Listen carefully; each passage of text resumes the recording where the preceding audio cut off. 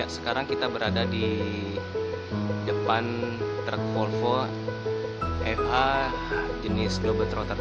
Nah, untuk truk yang satu ini saya akan membahas mengenai air suspensi untuk kabin. Ini dia menggunakan air suspensi kabin, tidak menggunakan lagi shock absorber untuk kabin.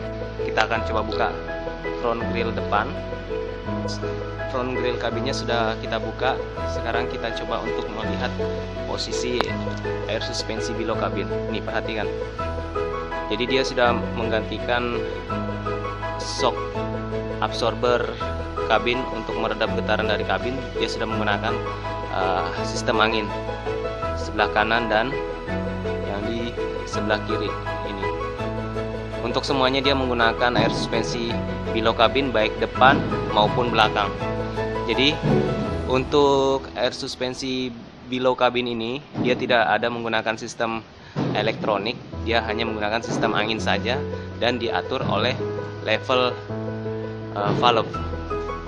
Ini suplai anginnya, yang ini suplai angin dan masuk ke dalam chamber air suspensi below. Di leveling valve-nya dia ada di sini. Yaitu ini adalah leveling valve untuk air suspensi below bagian depan.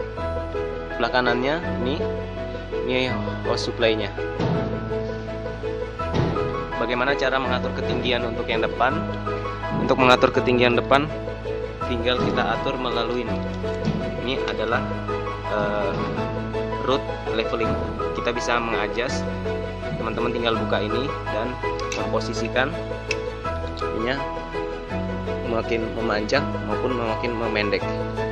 Itu cara untuk menyetel ketinggian kabin untuk air suspensi below. Sekarang kita coba lihat untuk air suspensi below belakang. Nah, ini adalah tampilan belakang dari kabin Volvo FH yang versi terbaru. Air suspensi below-nya berada di sini. Ini sebelah kiri.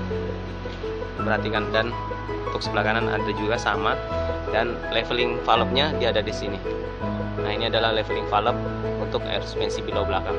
Untuk mengatur ketinggiannya teman-teman bisa mengadjust melalui sini. Ini tinggal dicungkil dengan menggunakan obeng dan kita bisa mengadjust baik naik maupun turun sehingga bisa mengatur ketinggian yang kita inginkan.